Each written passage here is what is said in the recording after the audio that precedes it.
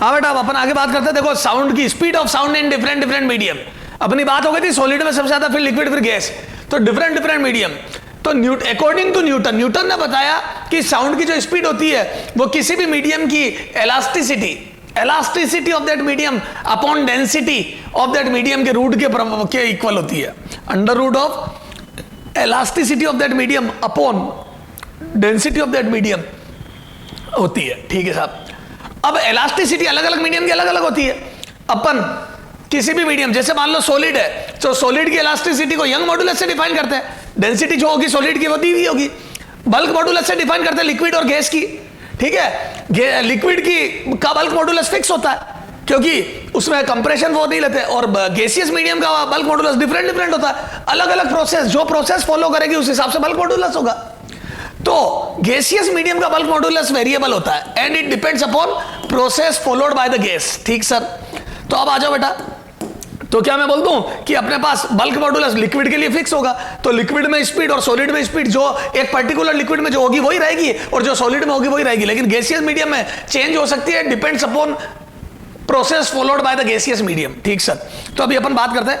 तो ये और ये तो सीधी बात हो गई। ठीक है, तो आ जाओ अब गैसियस मीडियम में। अब गैसियस मीडियम का बल्क मॉडुलस और का निकालना पड़ेगा।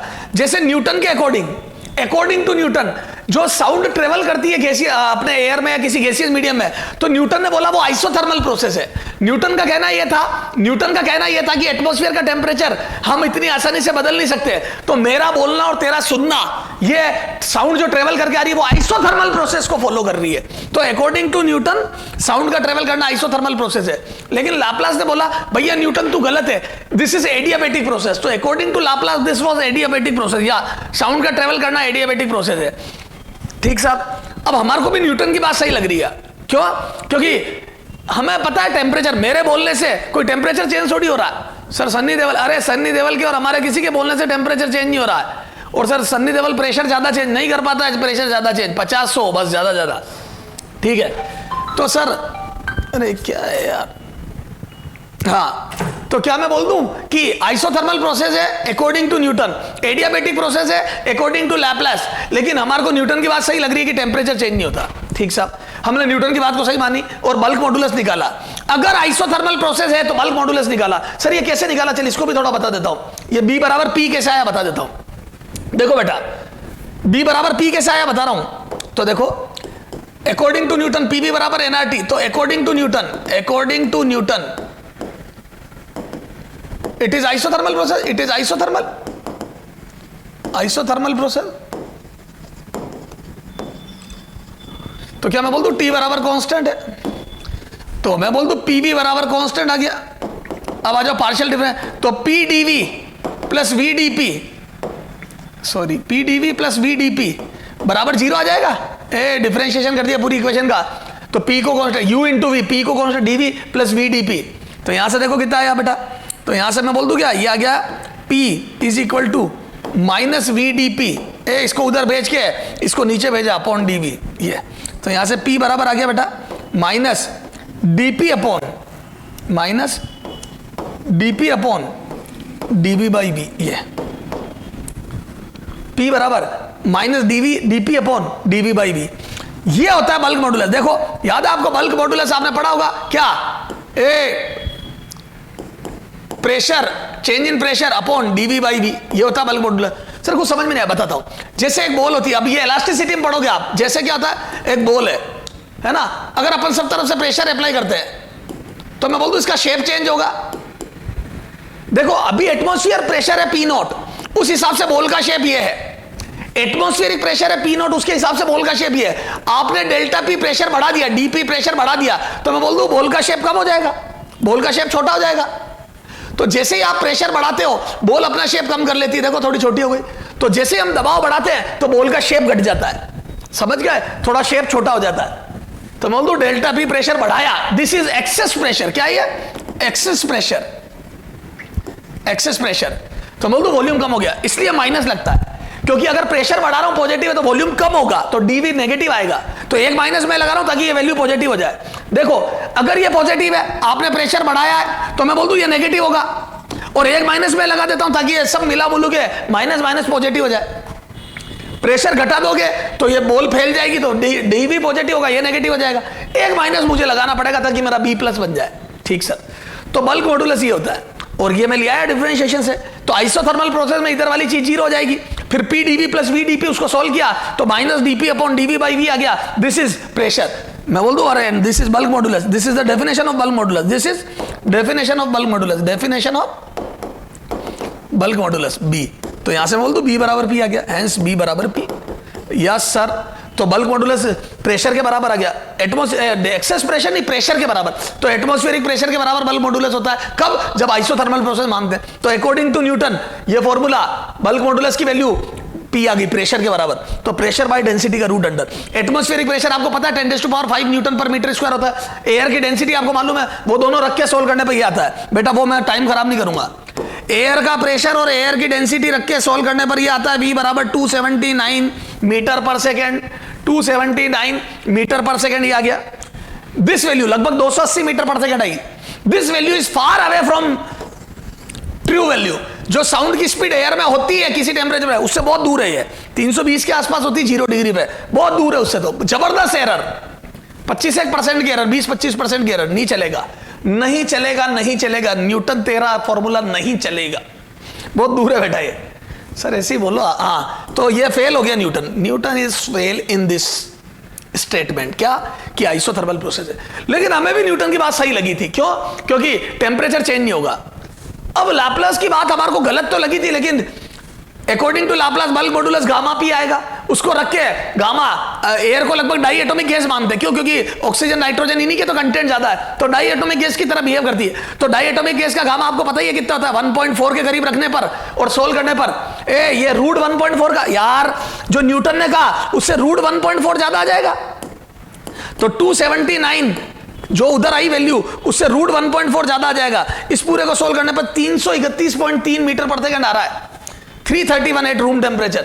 तो क्या मैं बोल दूं ये लगभग ट्रू वैल्यू के बहुत करीब है, क्योंकि ट्रू वैल्यू 332 मीटर पर सेकंड के आसपास लेते हैं हम रूम टेम्परेचर पे, ना। वो मैंने जीरो पे बोली थी 320, एरर कम बताने के लिए। 332 के हिसाब से तो एरर और ज्यादा, 25% का, ठीक है। तो सर ये तो बहुत क्लोज है, क्लोज क्या, लगभग इक्वली हो गई है। तो क्या मतलब लाप्लास की बात तो सही निकल गई, हमें भी यकीन नहीं हो रहा था, किसी को यकीन नहीं हो रहा था, सही निकल गई। तो न्यूटन का फॉर्मूला गलत है, लाप्लास का फॉर्मूला प्रैक्टिकली सही है, क्योंकि वो ट्रू वैल्यू के बहुत करीब है, ये ट्रू वैल्यू से बहुत दूर है। हमारे फिजिक्स में बेटा प्रूव करना पड़ता है, बातों से काम नहीं चलता है। सर हमें लगा बातों से सब। तो according to Laplace speed of sound in gaseous medium is under root gamma P by rho, and according to Newton it is under root P by rho, and this is wrong and this is right. क्यों? क्योंकि true value के करीब है। अब हमारे को उसकी बात थोड़ी थोड़ी समझ में आने लगी, मतलब यकीन करना पड़ा, समझ में क्या आने लगी, यकीन करना पड़ा कि यार वो सही बोल रहा है। अब उससे पूछा, भाई ये तो यार न्यूटन ने बताया, तू कैसे कह रहा है एडियाबेटिक है? तो उसने बोला, देखो सुनो, इतनी देर तुम सुन नहीं रहे थे, अब मेरी बात सुनो। तो अपन ने बोला, भैया सुना। बोले यार देख, मैं भी मान रहा हूं कि एटमॉस्फेयर का टेम्परेचर चेंज नहीं होगा। तो फिर न्यूटन बीच में बोला, फिर तो आइसोथर्मल हो गई। बोले नहीं, सुनना। बोले देखो, मैंने बोला ये यहां से मैंने बोला, यहां से वेव, और ये तेने सुना, ये तेरे कान है, ये मैंने बोला और तूने सुना। इस बीच में साउंड चल तो इस सिलेंडर में रही है ना। तेरे को दीन दुनिया से क्या मतलब, फलान जी का टेम्परेचर चेंज हुआ है नहीं हुआ वो छोड़, मैंने बोला और तेने सुना, तो अपने बीच का जो कम्युनिकेशन है वो तो इस लाइन पर हो रहा है ना, कंप्रेशन रेयरफेक्शन, मतलब हो तो सब तरफ रहा कंप्रेशन। तो जहां साउंड पहुंची है, जहां साउंड वेव ट्रेवल करके गई है, वहां पर एयर जब कंप्रेस होगी तो या रेयरफेक्ट होगी। देखो यहां से फैलना और यहां से कंप्रेस होना दोनों सडन प्रोसेस है, बिल्कुल सही बात है। जैसे ये था एयर, तो एकदम से दबेगी, तो मेरे बोलने से जो साउंड ट्रेवल करी, आप देखो, आप मुंह के आगे हाथ रख के बोलते हो ना, तब भी आपको थोड़ा सा तो एकदम से कंप्रेस होती है। तो क्या मैं बोल दूं एकदम से कंप्रेस होगी, तो दिस इज सडन प्रोसेस। तो एक छोटा सा सिलेंडर माना उसने, तो उसने बोला इस सिलेंडर का वॉल्यूम अभी ये है, और जैसे ही कंप्रेशन यहां पहुंचेंगे तो वो एयर दब जाके एकदम से कंप्रेस हो जाएगी यूं, ये। तो अचानक से सिलेंडर के वॉल्यूम कम ज्यादा होते हैं, और इसमें इतना कम टाइम लगता है, इतना जल्दी होता है सब, कि इस पर्टिकुलर सिलेंडर के लिए वो एडियाबेटिक प्रोसेस हो जाती है। बात में दम है। तो जिस जगह से साउंड वेव के प्रेशर कंप्रेशन और रेयरफेक्शन ट्रेवल कर रहे होते हैं, उस पर्टिकुलर जगह पर आप उसको एडियाबैटिक प्रोसेस मानना पड़ेगा। वास्तव में जल्दी से कंप्रेस और रेयरफेक्ट हो रहे, तो साउंड का ट्रेवल करना मीडियम में एडियाबैटिक प्रोसेस है, क्योंकि छोटे छोटे सिलेंडर की फॉर्म में आप मान सकते हो उस पर्टिकुलर जगह पर कंप्रेशन और रेयरफेक्शन होते हैं, उस पर्टिकुलर जगह पर टेम्परेचर एकदम से चेंज नहीं होता, टाइम लेता चेंज होने में। सही बात है, जैसे यहां सिलेंडर दबा एकदम से टेम्परेचर बढ़ेगा इस पर्टिकुलर गैस का, और वो चूंकि एटमॉस्फेयर इतना बड़ा कि वो जल्दी से वापस टेम्परेचर सेट हो जाता है। पर हां, जब साउंड ट्रेवल करी तो वो एडियाबैटिक प्रोसेस के थ्रू करी। बात में दम था भैया, बहुत जबरदस्त दम था। सर समझ में तो नहीं आई, लेकिन हाँ लग रहा है दम था। ए नहीं बेटा, हाँ तो पीवी बराबर एनआरटी में उसे बोला एडियाबैटिक प्रोसेस है। क्या बोला उसने? एडियाबैटिक प्रोसेस है। और अगर एडियाबैटिक प्रोसेस है तो एडियाबैटिक प्रोसेस में पी वी की पावर गामा बराबर कांस्टेंट होता है उसकी process equation.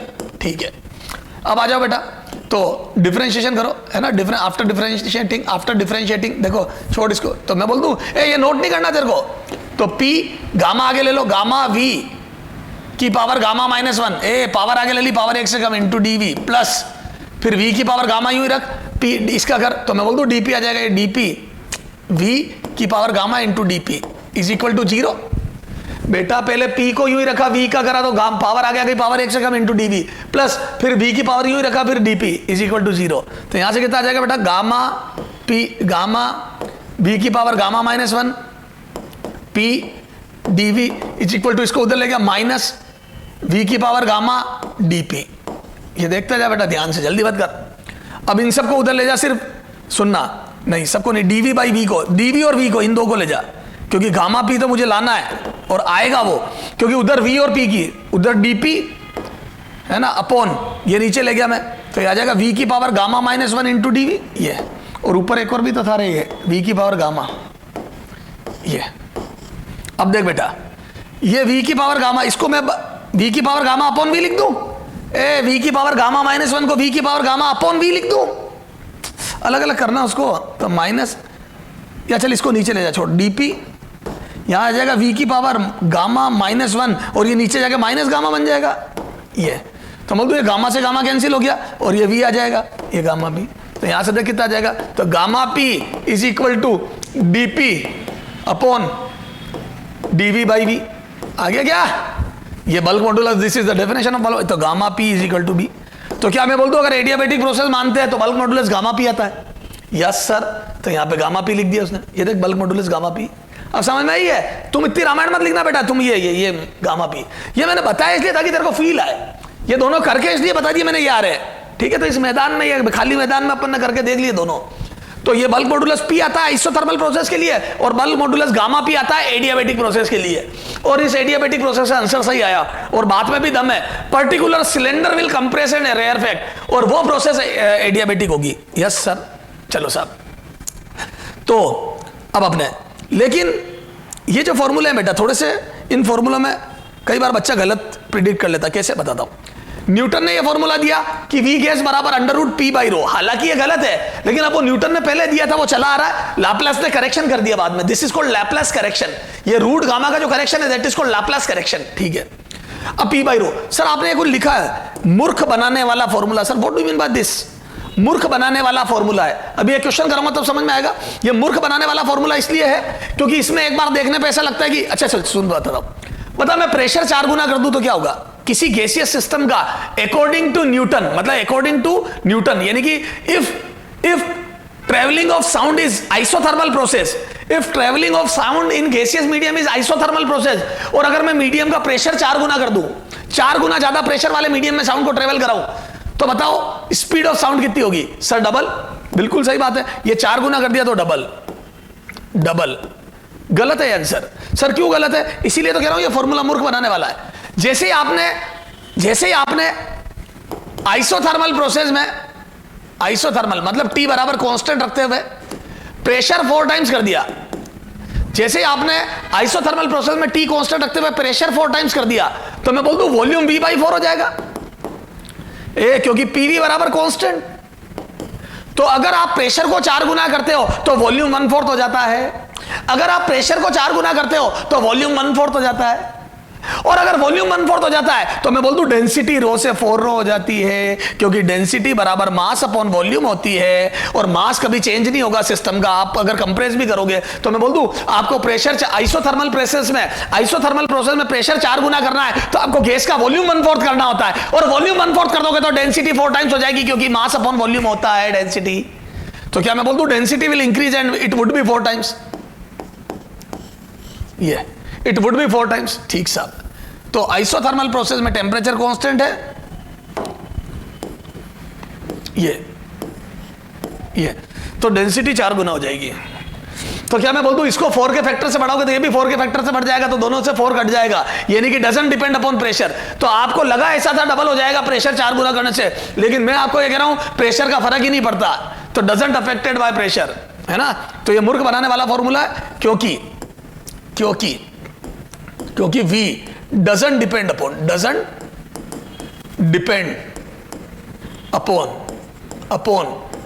P and density, दोनों पे डिपेंड नहीं करता है, क्योंकि दोनों एक दूसरे से कोरिलेट है। एक को 4 गुना करोगे तो दूसरा अपने आप 4 गुना होगा, है ना। ये doesn't depend upon P and rho, because दोनों कोरिलेटेड है, दोनों कोरिलेटेड है, एंड सेम फैक्टर से चेंज होती है, सेम फैक्टर से चेंज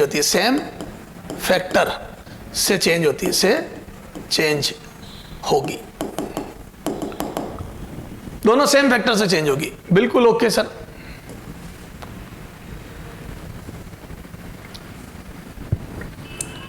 मजा आ गया।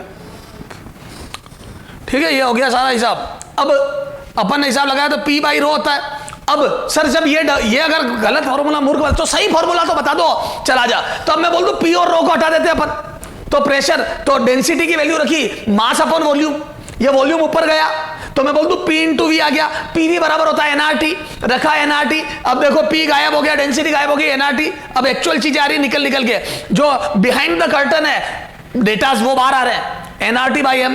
ठीक है, अब यहां से मैं बोल दूं ये NRT बाई M हो गया। अब ये M by N, A mass upon mole, A N नीचे भेज दिया, मास अपॉन मोल। तो जो मास अपॉन मोल होता है वो मोलिकुलर मास होता है। A chemistry, mass upon mole is molecular mass, ये मोल नीचे भेजूंगा, ये तो mass upon mole is molecular mass. तो ये हो गया mole. This is the true formula.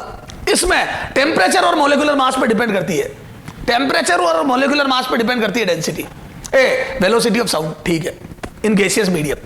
ऐसे ही ये गामा P बाई रो में, अब इसमें तो कोई दिक्कत नहीं है, पर इसको फर्दर सोल्व करा तो ये फॉर्मूला आ जाता फाइनली। तो टेम्परेचर और मोल दोनों में, चाहे लाप्लास फॉर्मूला लगाओ चाहे न्यूटन फॉर्मूला, दोनों में साउंड की जो स्पीड है वो रूट T के प्रोपोर्शनल टेम्परेचर बढ़ाने के साथ बढ़ती है और मोलिकुलर मास बढ़ाने के साथ घटती है। तो दोनों में एक कॉमन चीज आई, दोनों में टेम्परेचर ऊपर और मोलिकुलर मास नीचे आ रहा है। टेम्परेचर बढ़ाने के साथ साउंड की स्पीड बढ़ती है, हायर टेम्परेचर पे साउंड फास्ट ट्रेवल करती है, मोलिकुलर मास बढ़ाने के साथ घटती है, यानी कि भारी मीडियम में स्लो चलती है। ये देख, as T increases speed increases, as molecular mass increases speed decreases. भारी मीडियम में, भारी गैस में साउंड स्लो चलती है, तो जितना मीडियम भारी होगा गैस उतनी स्पीड उतनी स्लो होगी। समझ में आ गई क्या सर? मजा आ रहा है। तो ये थोड़ा सा डेरिवेशन गिचपिच था, मैंने तुम्हारे को फुल डिटेल में बता दिया, क्योंकि अब तुम्हारे को फील आएगी कि हाँ यार गैसियस मीडियम में लाप्लास और न्यूटन में लड़ाई हुई थी और लाप्लास जीता था, ठीक है, और रूट गामा से जीता था, ये करेक्शन था, और ट्रू वैल्यू के करीब पहुंच गया था। और जो फॉर्मूला मुझे न्यूटन का दिख रहा था वो डमी फॉर्मूला था P बाई रो, उसमें ना P पे डिपेंड करता है ना रो पे। तो सर फर्दर सोल्व करने से फाइनली दोनों आए under root RT by M capital M, under root RT by capital M, यह आया न्यूटन का और उसका आया gamma times of RT by M। ठीक है सर, अब इन पे क्वेश्चन करके इन सारी चीजों को क्लियर करते हैं। हाँ बेटा, तो मोलिकुलर मास और टेम्परेचर पे डिपेंडेंसी पता पड़ गया। आओ क्वेश्चन करें थोड़े से। क्या लिखा बेटा यहाँ क्वेश्चन में? लिखा है Young modulus and density of a 1000 metre long rod are this and this respectively. 1000 metre लंबी रोड का यंग मॉडुलस ये है और डेंसिटी ये है। Then find out speed of sound in this rod. आजा बच्चा, तो एक रोड है, इसको यहां से अपन ने हैमरिंग कर दी, टंग करके बजाई, साउंड चल रही है। तो साउंड की स्पीड याद है सॉलिड में कितनी होती है? V in solid. देख फॉर्मूला देख पीछे, तो सर दिखा दो फॉर्मूला। ये देख अलग अलग मीडियम में साउंड की स्पीड में, ये देख सॉलिड में, गैस में थोड़े लफड़े ज्यादा थे, सॉलिड में तो बच्चों वाले, ये देख ये दोनों तो सिंगल फॉर्मूला है, इसमें कोई लफड़ा ही नहीं है। यंग मॉडुलस बाई रो का रूट अंडर, तो under root under root under root root under Young modulus by rho. Okay sir, तो यहां से आ जा, कितना हो जाएगा वी सॉलिड में, तो यंग मॉडुलस 4 इंटू 10⁻11 देख कितना दिया ऊपर, अपॉन डेंसिटी 10⁻3 का रूट अंडर, तो ये आ जाएगा कितना 10⁸, तो ये आ जाएगा 10⁻, ये 5 कर यार, डेंसिटी गलत दे दी मैंने, ये प्रैक्टिकल डेटा नहीं है ये, 10⁻5 कर। हालांकि न्यूमेरिकल तो मैं अब भी सोल्व कर लूंगा, पर मजा नहीं आएगा फिर, है ना प्रैक्टिकल। तो ये आ जाएगा 2, फिर बहुत ज्यादा स्पीड आ जाएगी, 2 इंटू 10⁻6 का root under V is equal to, तो ये सॉरी 4 इंटू 10⁻6, तो ये आ जाएगा बेटा 2000 मीटर पर सेकेंड, ये आ गया वेलोसिटी। तो speed of sound in a solid medium is 2000 metre पर सेकेंड। ठीक साहब, find out ratio of speed of sound in H2 and O2, है ना,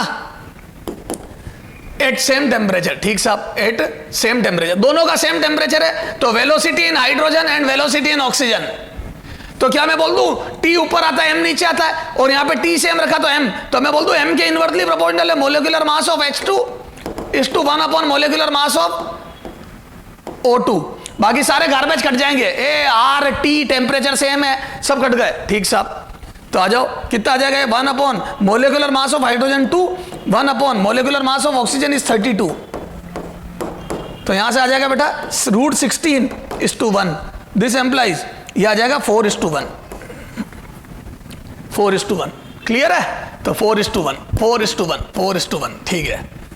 अच्छा एक बात बताओ, लॉजिकली भी कर सकते थे, कैसे, क्या मैं बोल दूं हाइड्रोजन हल्की गैस है, हल्की गैस, ऑक्सीजन भारी गैस, बताओ किसमें तेज चलेगी साउंड, हल्की गैस में तेज चलेगी या भारी में, हल्की में फास्ट होगी, हल्की गैस में साउंड फास्ट चलती है, तो इधर वाला हाइड्रोजन पहले तो ये फास्ट होगा, VH2 will be greater than VO2, और H2:O2 का रेशो पूछा जा रहा है, तो मैं बोल दूं हल्की गैस में तेज चलेगी, इधर वाला ज्यादा होगा, इधर वाला ज्यादा होगा, इधर वाला ज्यादा होगा, इधर वाला ज्यादा, 4:1। सर समझ में आ गई, क्लियर है, okay. Find out ratio of speed of sound in He and N2, helium और N2 में गैस में स्पीड का रेशियो बताओ, ये हीलियम और N2 में स्पीड का रेशियो बताओ, तो यहां आ जाएगा बेटा कितना, वही सर मोलिकुलर मास के इनवर्सली, पहले जैसे ही तो क्वेश्चन है sir, same temperature is to 1 upon √28, काटा सर इसको, तो √7:1, सर आंसर इज दिस।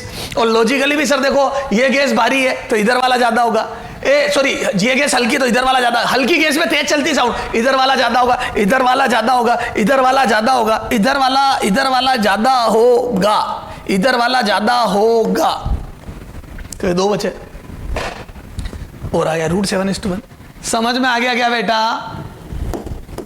गलत है, गलत है, मूर्खों ध्यान दे।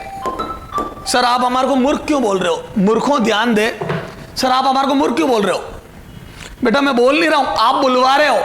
अरे सर ये क्या बात हुई, तो गलत आप कर रहे हो ना, बुलवा रहे हो आप, बेटा आतंकवादी पैदा होते। बादल मूवी का डायलॉग बता तेरे को, सर क्या बताओ, बादल मूवी देखी, बादल नहीं देखी तो अब देखना, सर क्या पुरानी पिक्चर है, उसमें रानी मुखर्जी बॉबी देओल को बोलती है मेरे को भी कोई आतंकवादी को पकड़ लेती पुलिस, तो बॉबी देओल को बोलती कि मेरे को भी आतंकवादी देखना है, तो बॉबी देओल बोलता है आतंकवादी पैदा होते आतंकवादी नहीं होता, उससे आतंकवादी बनाया जाता है, उसके सीने में जहर घोला जाता है, उसे हथियार थामने पर मजबूर किया जाता है। बहुत शौक है ना तुम्हें आतंकवादी देखने का। तो मेरे कहने का मतलब ये हो गया कि मुझे से मूर्ख आप बुलवा रहे हो, मैं नहीं बोल रहा हूं, आप मुझे अनशन मत बोलो, ठीक है सर। चलो सर आप कोई बात नहीं, जो भी बुलवा रहा बोला। सर हमने गलती क्या करी है, गलत क्यों है बताता हूं बेटा। गलत इसलिए क्योंकि पिछले क्वेश्चन में हमारे को क्या हुआ, गैस का टाइप सेम था, दोनों डाई एटॉमिक गैस थी, both are die atomic gas, die atomic gas, both are die atomic gas.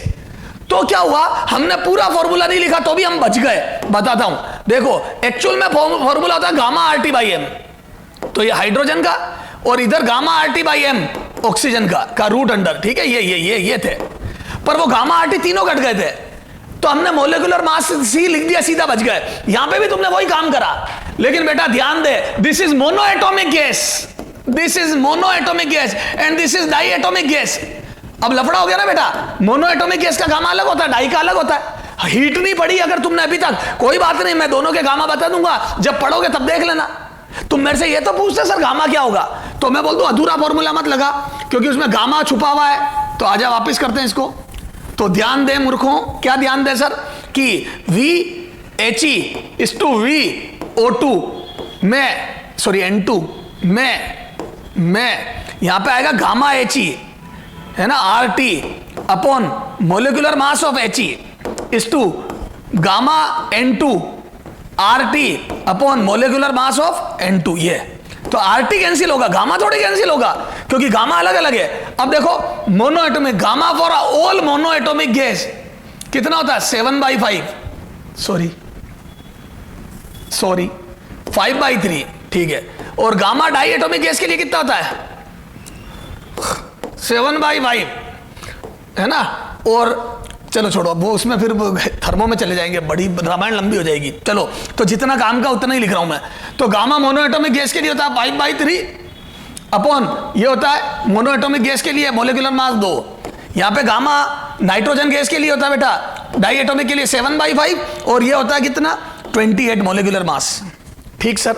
अब ये कटा 14 टाइम्स, ये कटा 14, 7 से 2 बार, ये 2 उधर भेजा, 2 इधर भेजा, तो आ गया 10, सॉरी 2 उधर भेजा ना,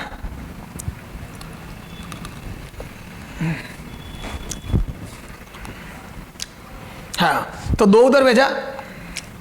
क्या हो रहा है रे, ये नहीं हीलियम था ना रे, 4 आएगा ना रे यहाँ, ये 4 और 28 था, तो ये कटा 7 बार, 7 से 7 कट गया, फिर ये आ जाओ, तो ये आ जाएगा 25/√3, और ये आ जाएगा 5/3 आ गया 5/√3, तो ये गलत है, आंसर इज दिस।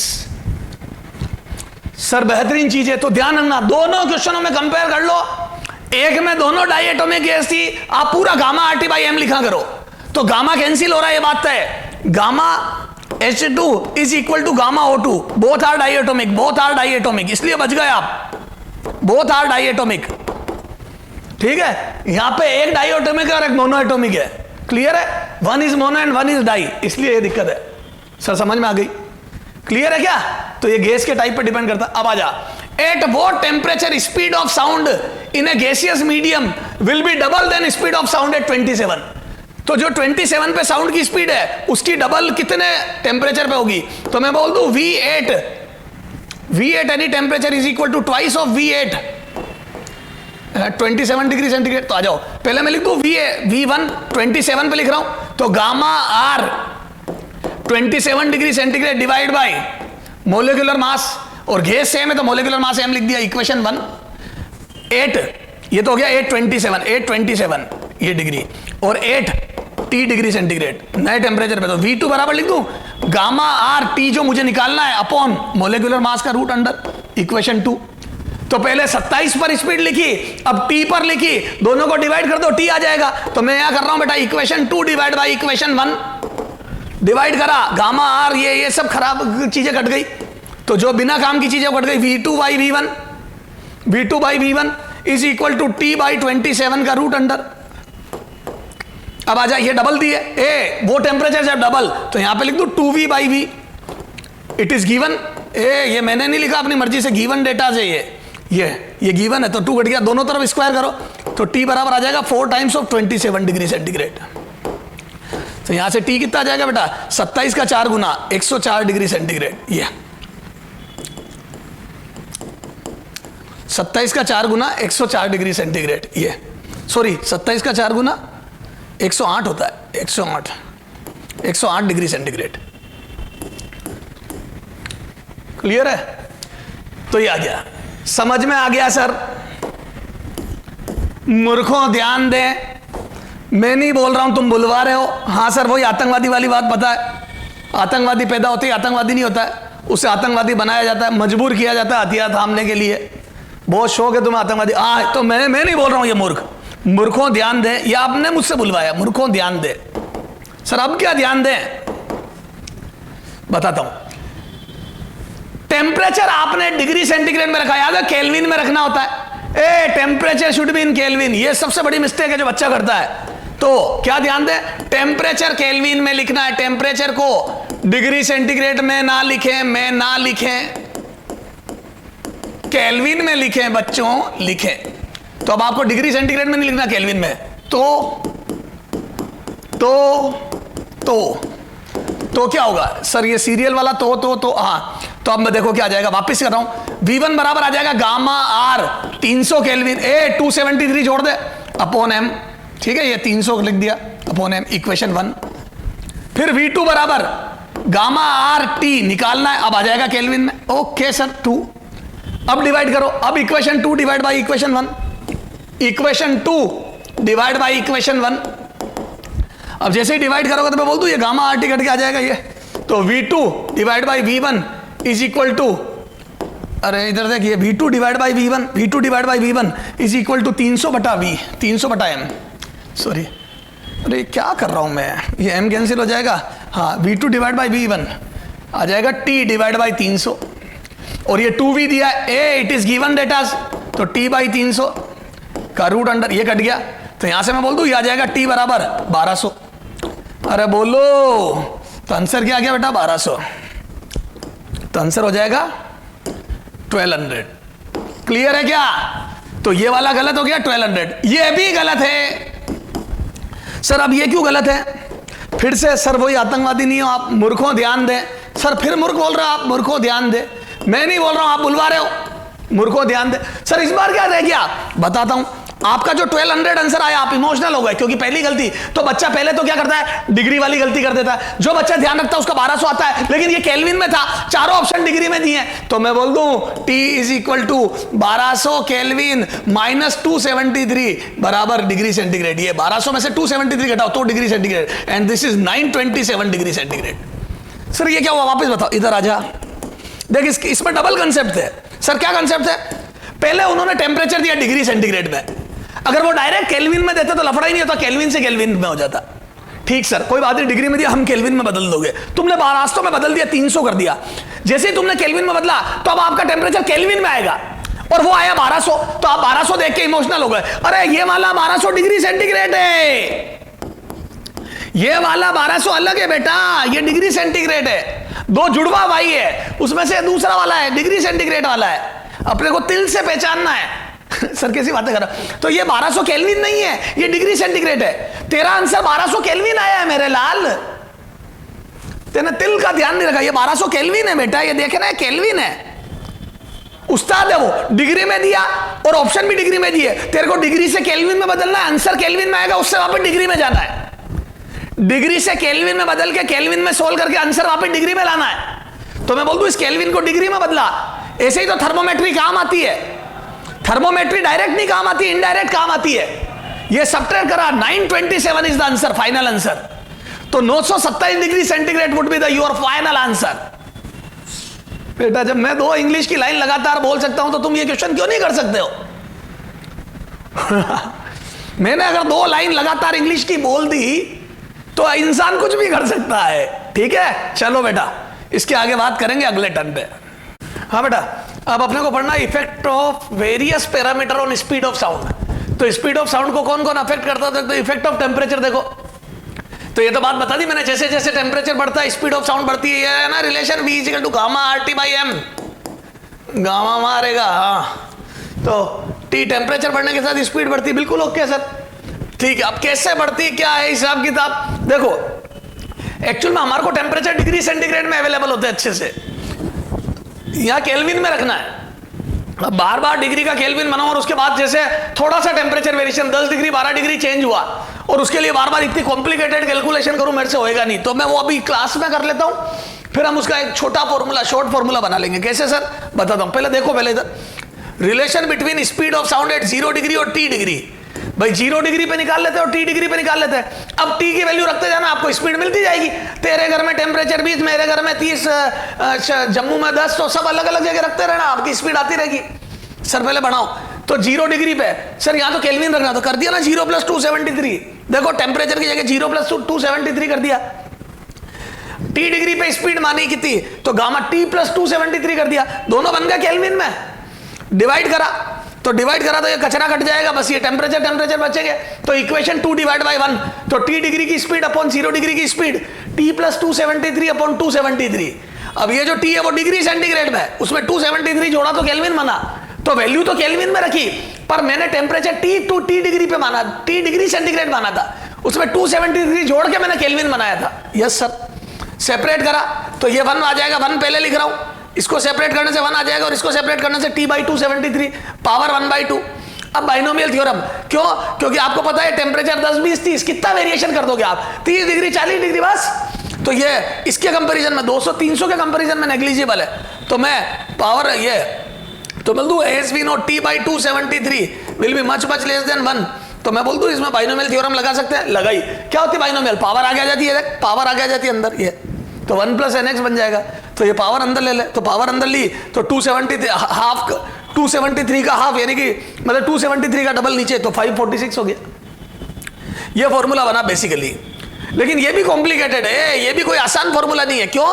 क्योंकि इसमें भी टेम्परेचर रख के 546 का डिवाइड मेरे से तो नहीं होगा।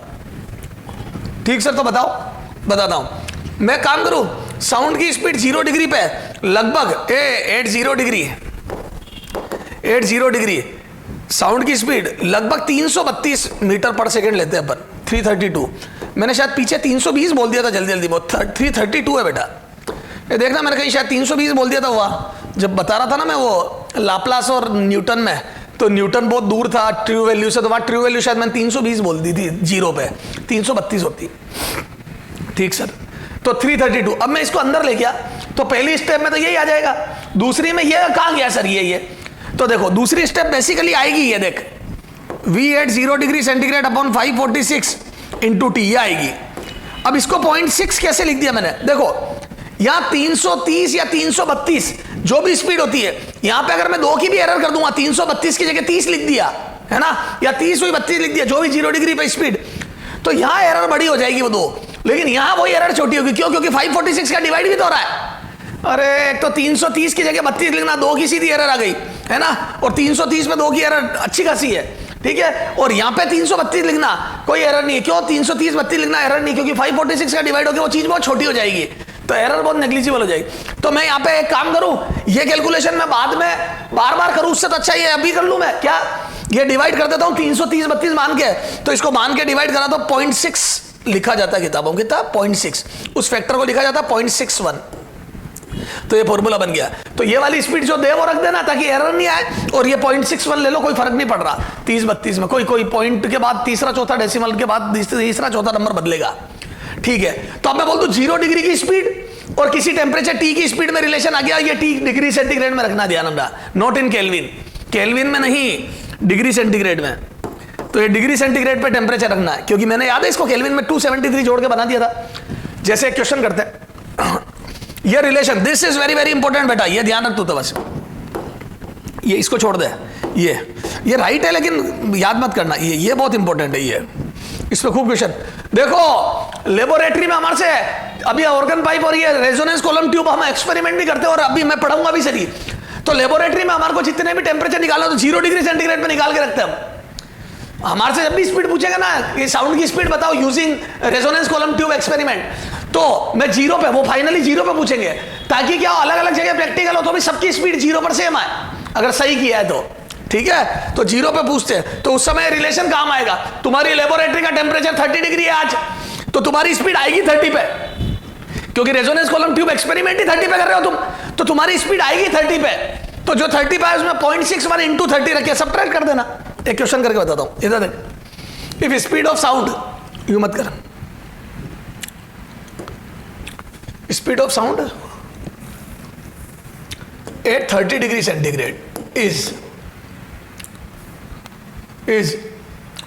350 मीटर पर सेकेंड, है ना, ये चेंज कर दिया मैंने, 350 मीटर पर second, then what will be speed at 0 degree centigrade. ठीक है, 0 डिग्री सेंटीग्रेड पे स्पीड कितनी होगी, आजा बेटा, क्या मैं बोल दूं V at 30 degree centigrade is equal to V at 0 degree centigrade plus 0.61 into T, T की वैल्यू 30 रख दूं, एक बार टी चल, टी इंटू टी, ये रिलेशन अभी पढ़ा है मैंने, देख T रखो, तो मैं बोल दूं V at 30 degree centigrade is equal to V at 0 degree centigrade is plus 0.61 into 30।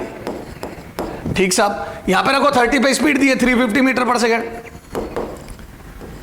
0 पे निकालनी है, प्लस ये कितना आ जाएगा 18.3 के करीब। ठीक साहब, तो V at 0 डिग्री सेंटीग्रेड कितना आ जाएगा, इसको इधर भेजो, तो 350 माइनस 18.3 मीटर पर सेकेंड, ये तो ये आ जाएगा कितना 331.7 मीटर पर सेकेंड इज द आंसर। तो 0 डिग्री सेंटीग्रेड पे स्पीड आ गई 331.7 मीटर पर सेकेंड। तो क्या मैं बोल दूं मेरे को किसी भी टेम्परेचर पे अगर स्पीड पता है 30 पे पता है तो यार रख के मैं 0 वाली निकाल लूंगा ये फॉर्मूला लगा के। तो 0 पे speed, yes we can find out 0 पे स्पीड। ओके सर, ठीक है। तो ये रिलेशन इज वेरी इंपॉर्टेंट। क्या T डिग्री पर स्पीड इज इक्वल टू 0 की speed plus 0.61 into T। T degree में रखो, मजे लो। ओके सर, अब आ जाओ इफेक्ट ऑफ प्रेशर। अभी मैंने कराया था क्वेश्चन, प्रेशर का कोई इफेक्ट नहीं पड़ता अगर मैं न्यूटन की बात को सही मानो, आइसोथर्मल प्रोसेस मानो साउंड का ट्रेवल होना। तो मैं बोल दूं at constant temperature for isothermal process there is no effect of pressure on speed of sound. क्यों? क्योंकि जिस फैक्टर से इस प्रेशर बढ़ेगा उसी फैक्टर से डेंसिटी भी बढ़ जाएगी, क्योंकि वॉल्यूम डिक्रीज होगा। कांस्टेंट टेम्परेचर पे अगर प्रेशर बढ़ाना तो वॉल्यूम कम करना ही आपके पास एक ऑप्शन है। तो बोल दो as pressure increases density of medium is also increases by same factor. ठीक है, hence speed of sound remains constant, change नहीं होता। तो प्रेशर का कोई असर नहीं होता, ध्यान रखना, in isothermal process if sound is travelling of sound is isothermal process. ठीक है, effect of motion of air, ये तो बहुत आसान है। ए मैं इधर से चिल्लाया, तू उधर सुन रहा है, तू सामने खड़ा है, मैं यूं चिल्लाया, तू सामने खड़ा है, और हवा भी इधर की चल रही है, तो मैं बोल दूं मेरी साउंड नेचुरली जिस स्पीड से कंप्रेशन रेयरफेक्शन ट्रेवल कर रहे थे, जैसे ये एयर का एक वो है क्या बोलते अपने, ये इतनी बड़ी एयर है, इसमें मेरे कंप्रेशन यहां थे तो वो अपने आप चल रहे थे, अब एयर खुद चल के चली गई तो मीडियम खुद चला गया, तो मैं बोल दूं स्पीड ऐड हो जाएगी। ये वही बात हो गई कि एक्सेलेरेटर ऊपर जा रही है और मैं उसके ऊपर भाग रहा हूं, तो मैं बोल दूं एक तो वो भी ऊपर जा रही है और मैं भी ऊपर भाग रहा हूं, तो हम दोनों की स्पीड जुड़ जाएगी। वो भी मुझे ले जा रही है और मैं भी उसके ऊपर उसके रेस्पेक्ट में चल रहा हूं। तो क्या मैं बोल दूं कि जब विंड का मोशन और साउंड का चलना एक ही डायरेक्शन में तेरी तरफ है, दोनों तेरी तरफ है, तो एड अप होंगे। लेकिन साउंड यूं जा रही है और विंड उल्टी बह रही है, तो मैं बोल दूं सब्ट्रैक्ट होंगे। नहीं होता कई बार तूफान इधर का है और मैं यूं ही चिल्ला रहा हूं तो साउंड जल्दी पहुंचती है, और याद है कई बार अपन दूर से सुन रहे होते हैं तूफान इधर का है, तूफान उधर का है, यूं बह रहा है तूफान, और उधर से कोई चिल्ला रहा है, अपने को आवाज ही सुनाई नहीं देती है, क्योंकि वो कंप्रेशन रेयरफेक्शन जो आगे बढ़े थे, एयर वापस उसको पीछे ले गई। ठीक है, चलो।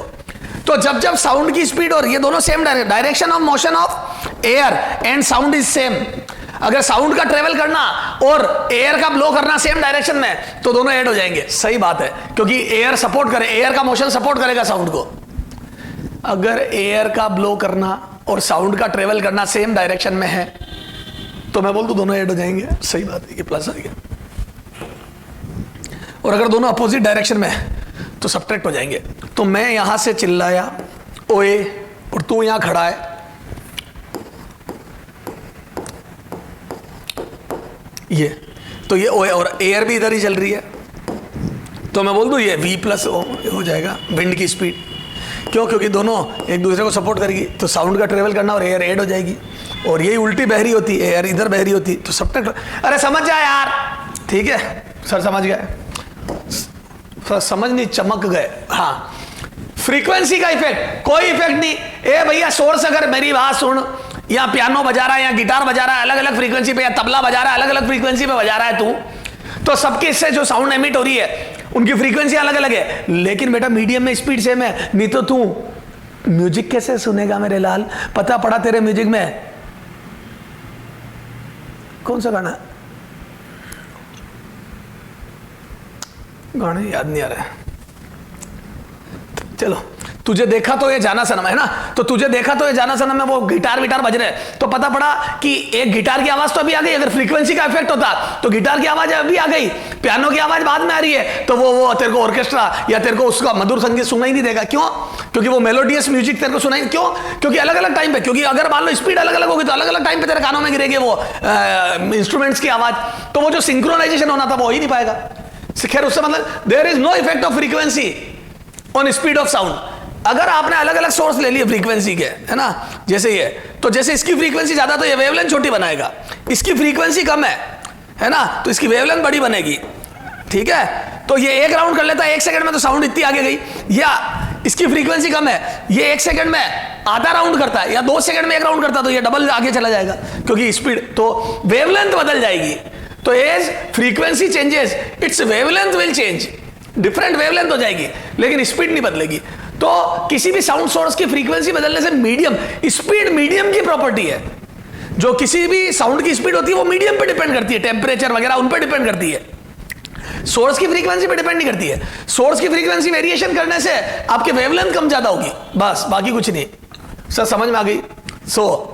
है ना, ये फ्रीक्वेंसी का effect, no effect of frequency, that's why we enjoy, that's why we enjoy, we can enjoy orchestra. समझ गए?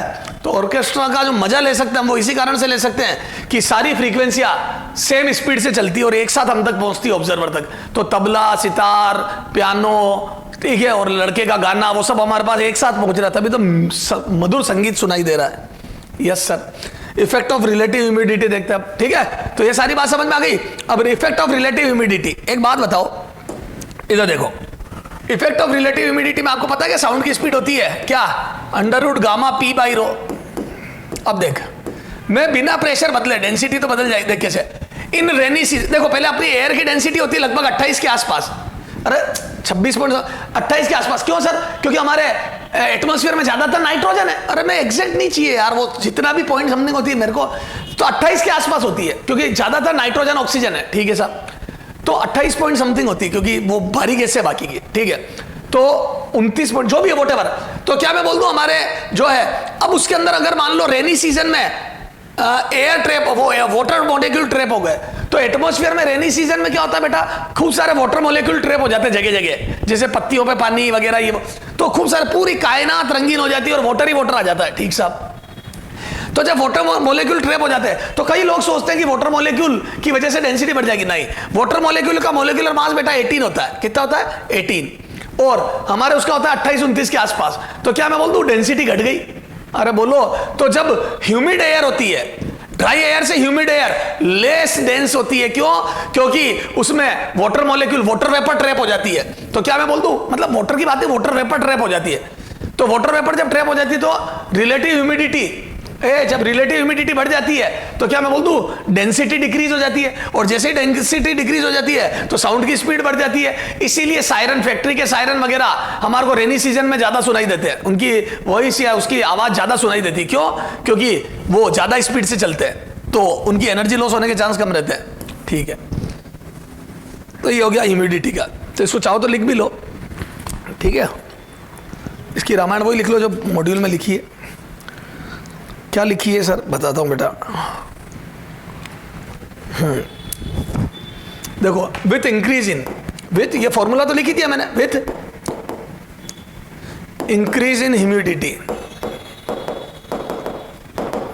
ह्यूमिडिटी डेंसिटी, बोलो क्या होता है? डेंसिटी डिक्रीजेज,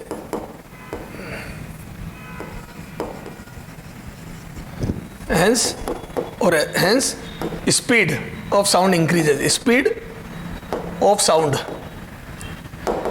इंक्रीजेज, ठीक है। स्पीड ऑफ साउंड इंक्रीजेज, तो साउंड की स्पीड इंक्रीज होती है। क्लियर है सर? है ना? That's why sound travels faster in humid air, ठीक है। Sound travels faster in humid air, clear है? यानी कि रेनी सीजन।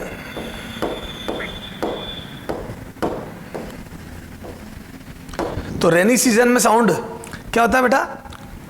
फास्ट ट्रेवल करती है ना। देन किससे कंपेयर कर रहा हूं? Then in summer, then in dry air और समर, ड्राई एयर और समर एट सेम टेम्परेचर। ध्यान रखना, टेम्परेचर सेम होना चाहिए। ऐसा नहीं हो समर में 50 डिग्री पे साउंड को कंपेयर करो, उसमें तो तेज हो जाएगी फिर। At same temperature. जैसे आज 20 डिग्री वाला 30 डिग्री वाला समर डे और 30 डिग्री में एकदम से बरसात हो गई, तब कंपैरिजन करेंगे अपन, ठीक है। टेम्परेचर फिर बाद में सेट हो जाएगा वो, ठीक है, ठीक सर, ठीक है। ड्यू टू दिस, है ना, ड्यू टू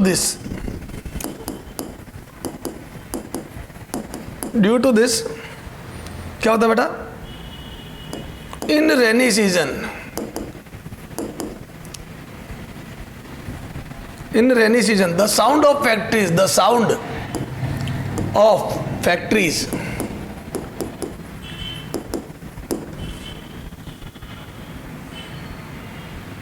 फैक्ट्री सायरन, है ना, किसके sound of factory siren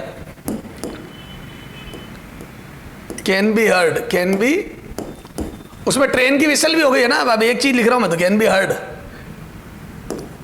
more than summer, more than summer. Summer के कंपैरिजन में ज्यादा सुनाई देते हैं क्योंकि उनकी स्पीड ज्यादा होती है और एनर्जी ज्यादा होती है, ठीक है सर, समझ में आ गई।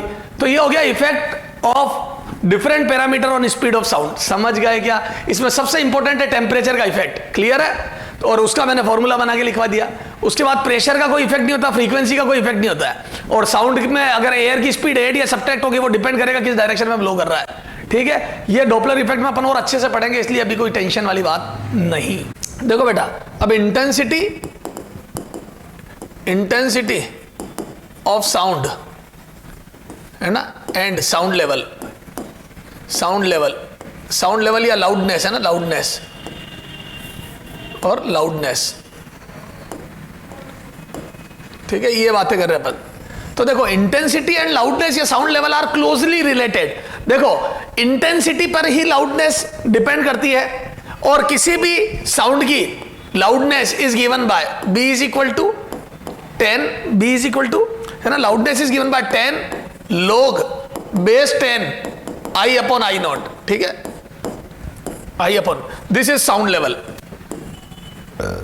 लेवल और लाउडनेस, और it is measure in decibel, है ना, unit of sound level, unit of sound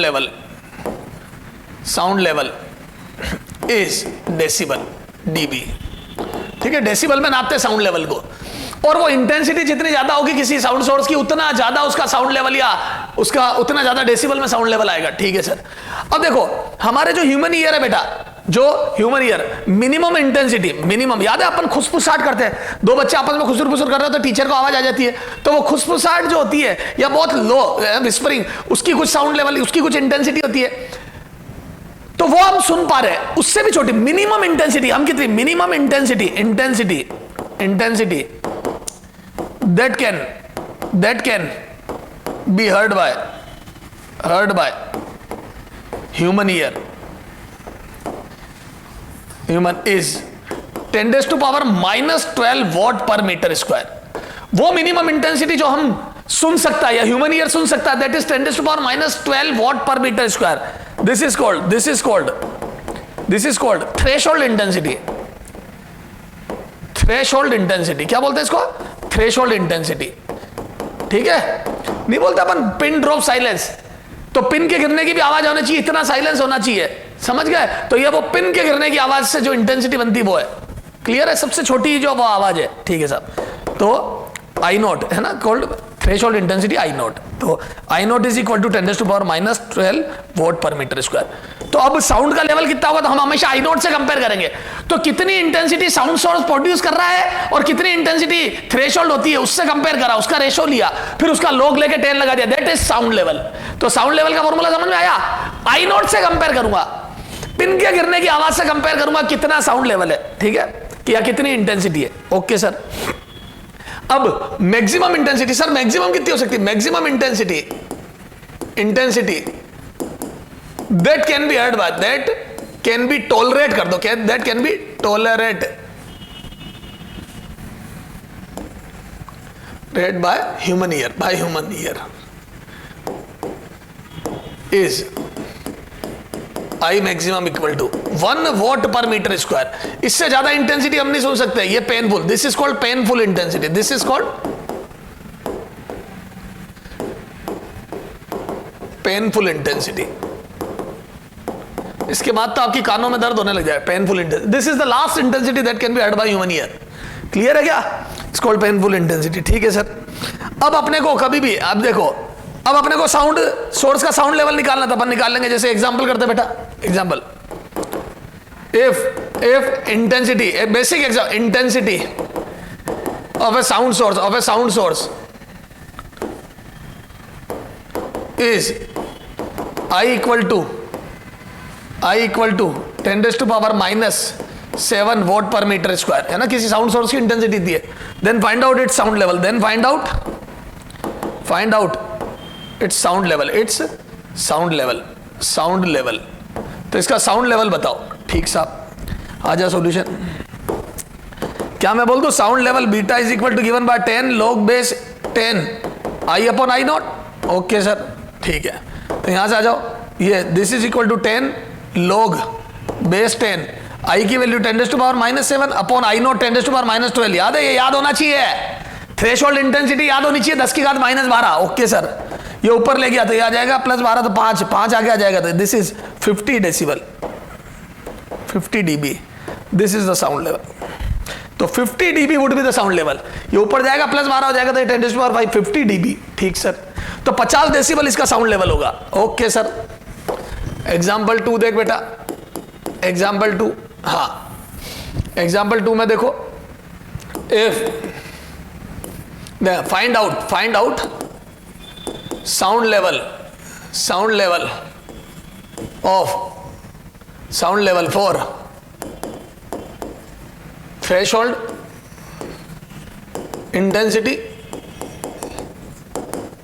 first for threshold intensity, second for painful intensity, दोनों इंटेंसिटी के लिए साउंड लेवल बताओ। ओके सर, ठीक है। तो आ जाओ सॉल्यूशन में, है ना। तो पहला sound level for threshold intensity, sound level for threshold intensity, beta is equal to आ जाएगा कितना, 10 log बेस 10। ठीक है, ये आ जाएगा I naught by I not 10 raised to power minus 12, और कंपैरिजन भी 10 raised to power minus 12 से करना है। तो क्या आई नॉट का आई नॉट से कंपैरिजन, तो ये मतलब वास्तव में पिन के गिरने की आवाज की ही साउंड लेवल निकालनी थी, कट गया 1, तो ये आ जाएगा 0। तो ध्यान रखना, minimum sound level is 0 dB होता है। तो साउंड लेवल 0 dB से स्टार्ट होता है, क्योंकि खुद को खुद से कंपेयर करूंगा तो 1 आएगा, log 1 0 होता है। सेकेंड, पेनफुल इंटेंसिटी के लिए beta for painful intensity, painful, ठीक है, sound level for painful intensity, तो log बेस 10, यहां 1 watt पर मीटर स्क्वायर आ जाएगा क्या, नीचे 10 raised to power minus 12 watt पर मीटर स्क्वायर। ये काटू पीटी करूंगा तो 10 raised to power 12 आगे आ जाएगा 120 dB, तो बीटा बराबर 120 डेसिबल। सर कैसे आया, थोड़ा दिखाओ। ये देख, ये पावर 12 ऊपर 10 raised to power 12 हो जाएगा, 12 आगे आ जाएगा ना, पावर आगे आ जाती है log में, तो 12 आगे आ जाएगा, 12 into 10 120, और अंदर log बेस 10 10 1 हो जाएगा ना। ले कर ले यार, ये ले छोड़, ये ले। तो मतलब ये है 1 और upon 10 raised to power minus 12, तो यहां से लिख दो beta is equal to 10 log base 10, इसको ऊपर ले जाके 10 की पावर 12 कर दो, तो ये 12 आगे ले लिया, ये आगे ले लिया, तो यहां से आ जाएगा 120, और ये 1 बन जाएगा, तो 120 dB। This is the 120 dB। Okay, तो सर सारी बात समझ में आ गई। तो painful intensity and threshold intensity दोनों समझ में आ गई। तो हर हम साउंड लेवल निकाल लेंगे। अच्छा,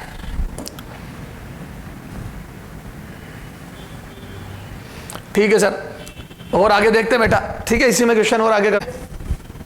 if there are 2 sound source, है ना, आप 2 साउंड सोर्स में compare, 2 sound source,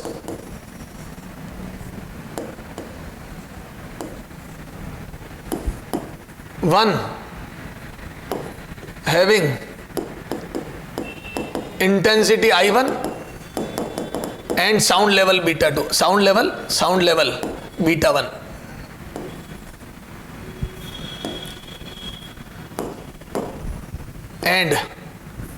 and second having intensity I2 and sound level beta 2। ठीक है, then इनके sound level compare, then beta 1 बराबर लिख दो 10 log base 10 I1 upon I not, equation 1। Beta 2 is equal to 10 log base 10 I2 upon I0, equation 2। तो एक हो गया ये I1 I2। अब beta 2 minus beta 1 from equation 2 minus 1, equation 2 minus equation 1, तो यहां से कितना आ जाएगा देखो, तो बोल दो beta 2 minus beta 1 is equal to 10 log base 10 I2 upon I0 minus 10 log base 10 I1 upon I0। ये तो log m minus log m by n हो जाएगा, जिसको यहां कर दो। तो दो साउंड लेवल में डिफरेंस, दो सोर्स के साउंड लेवल में डिफरेंस कंपेयर कर रहा हूं। एक साउंड सोर्स का साउंड लेवल बीटा 1 है, एक सोर्स का साउंड लेवल बीटा 2, दोनों में कंपैरिजन कर रहा हूं। तो 10 कॉमन ले लिया, ये log m बाई n, तो यहां से लिख दूं मैं I2 बाई I0, और अपॉन में ये करूंगा तो ये उल्टा हो गया I0 बाई I1 आ जाएगा। ये दोनों अंदर है log के अंदर, ठीक है, ये बीच वाला ब्रैकेट ये। तो हम बोलते हैं I0 से I0 कैंसिल हो गया, तो ये आ जाएगा 10 log base 10 I2 upon I1। This is B2 minus beta 1। ये आ गया दो साउंड सोर्स के साउंड लेवल में कंपैरिजन। तो ये सेकेंड सोर्स का साउंड लेवल है, फर्स्ट सोर्स का साउंड लेवल है, कंपैरिजन आ गया। अब देखो बेटा ये चीज क्या काम आएगी, अब सुनना हो।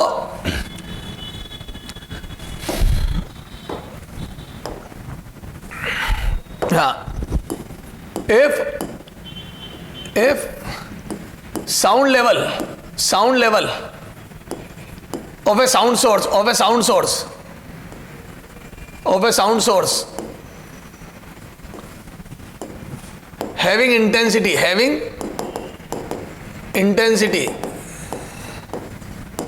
I is B equal to 40 decibel. एक साउंड सोर्स है जिसकी इंटेंसिटी आई है और साउंड लेवल 40 dB है। Then find out sound level of a sound source having intensity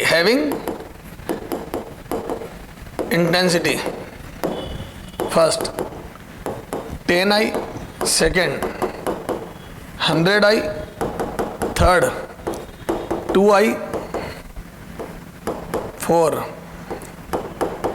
4I, fifth I by 10,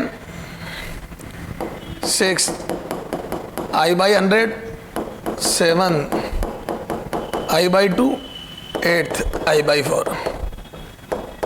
ठीक है, ये दो साउंड सोर्स में कंपैरिजन हो गया। ठीक साहब, आ जाओ सॉल्यूशन। क्या मैं बोल दूं पहले वाले का first, beta 2 minus beta 1 is equal to 10 log नई इंटेंसिटी बोलो 10 टाइम्स हो गई क्या? सेकेंड वाले की 10I, पहले थी I2 बाई I1, तो सेकेंड सोर्स की इंटेंसिटी 10 टाइम्स है, तो ये कितना आ जाएगा बेटा, log बेस 10, ये 1 बन जाएगा। तो मैं बोल दूं ये आ जाएगा बीटा 2 सेकेंड सोर्स की इंटेंसिटी पहले वाले की इंटेंसिटी प्लस 10। इधर देख ले, डिवाइड करा तो log बेस 10 1 आ गया, तो मैं बोल दूं पहले वाले की इंटेंसिटी प्लस 10 आ गई क्या? तो जैसे ही 10 गुना इंटेंसिटी कर दी, I से 10I कर दी, I से 10I, मैं बोल दूं sound level is increase by 10 dB। तो ये कितना आ जाएगा बेटा, जो पहले साउंड लेवल था 40 dB, तो 40 प्लस 10 आ जाएगा 50 dB। तो 50 dB would be the new sound level. जो पहले साउंड लेवल 40 था आई इंटेंसिटी पे, वो 10 टाइम्स करने पे 10 बढ़ गया और 50 dB हो गया। दिस इज इंपॉर्टेंट, 10 dB से बढ़ जाता है साउंड लेवल। तो जैसे इंटेंसिटी 10 टाइम्स करता हूं, साउंड लेवल 10 dB से बढ़ गया। क्यों? क्योंकि 10 टाइम्स करते अंदर आई साई कट के log बेस 10 1 हो गया, तो ये बाहर 10 है, ये 10 आ गया, तो साउंड लेवल बीटा 1 प्लस 10 हो जाएगा। ठीक सर। सेकेंड देखो बेटा 100I कर दिया, अगला देख सेकेंड, तो B2 minus B1 is equal to 10 log base 10 100I upon I से I कैंसिल, तो यहाँ 10 की पावर 2 आ जाएगा, तो यहाँ 20 आ जाएगा क्या? ये देख 10 log बेस 10 की पावर 2, तो ये 2 आ गया, तो मैं बोल दूं ये 20 dB आ गया, तो ये आ जाएगा B2 माइनस B1 बराबर 20 dB। तो यहाँ से बोल दूं B2 is equal to B1 plus 20 dB। तो क्या मैं बोल दूं क्या साउंड लेवल देखो 20 dB से बढ़ गया। तो जब इंटेंसिटी 10 टाइम्स कर दी तो 10 dB से बढ़ गया, इंटेंसिटी 100 टाइम्स कर दी तो 20 dB से बढ़ गया, तो sound level is increase by 20 dB। तो हर 10 के फैक्टर में 10 dB बढ़ जाता है, हर 10 गुना इंटेंसिटी पे। जब अंदर 10 आएगा पावर 1, 100 आ गया पावर 2, 1000 आ गया पावर 3, तो 10-10 dB बढ़ जाएगा, देख। तो बोल दो यहाँ पे आ गया 50 dB, 10 बढ़ गया। ये 2 बार 10 टाइम्स कर दिया तो फिर 10 और बढ़ गया 60 dB। यहाँ डबल कर दिया, इधर आ जा थर्ड में डबल, थर्ड, तो यहां से लिख दो β2 minus β1, β2 minus β1 is equal to 10 log base 10 2i by I, तो आई से आई कैंसिल, तो यहां जाएगा 0.3010, तो 10 इंटू 0.3010 क्या 0.3 लिख दो इसको। अरे log बेस 10 2 की वैल्यू 0.3 लिख दी, log बेस 10 2 की वैल्यू 0.3010 होती है, उसको मैं लगभग 3 लिख रहा हूं, 0.3 बस ये करा मैंने। तो यहाँ log बेस 10 2 की वैल्यू 0.3 लिख दिया, तो 3 dB से बढ़ जाएगा ये देखो B2 माइनस B1। तो जब जब इंटेंसिटी डबल होती है तो साउंड लेवल B2 बराबर B1 प्लस 3 आ जाएगा, 3 dB। ठीक है सर, तो बोल दो B2 प्लस 3 आ जाएगा dB में, और B2 40 था तो 43 हो जाएगा। तो यहां से मैं बोल दूं 40 था तो डबल करने पे 3 dB बढ़ गया तो 43। यहां पे बोलो 4 गुना करने से, तो 2 बार 2 गुना कर दिया तो 3 3 6 46 dB। ये देखे ना यहां पे,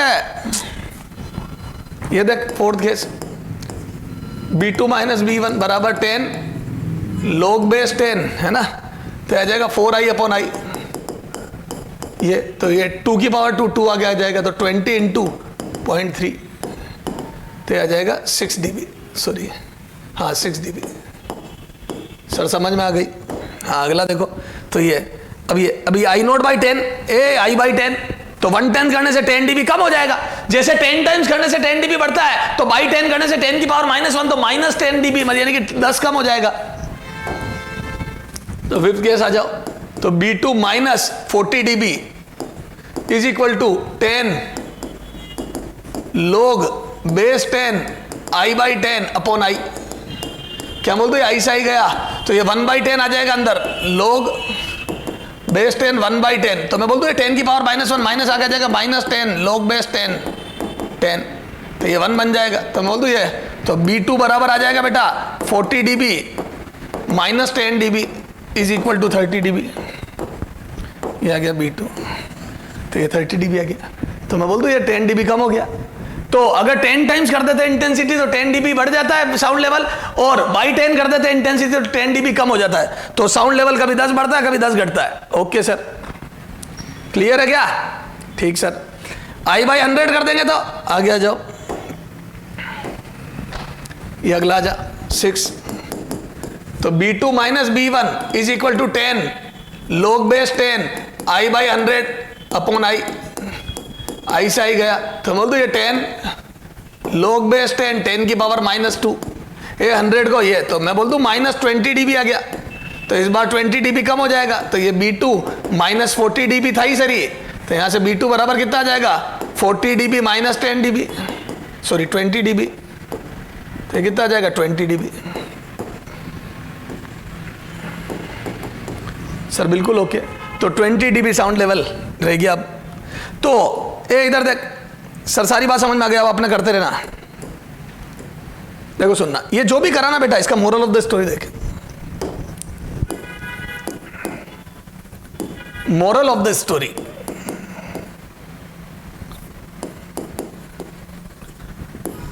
ठीक है,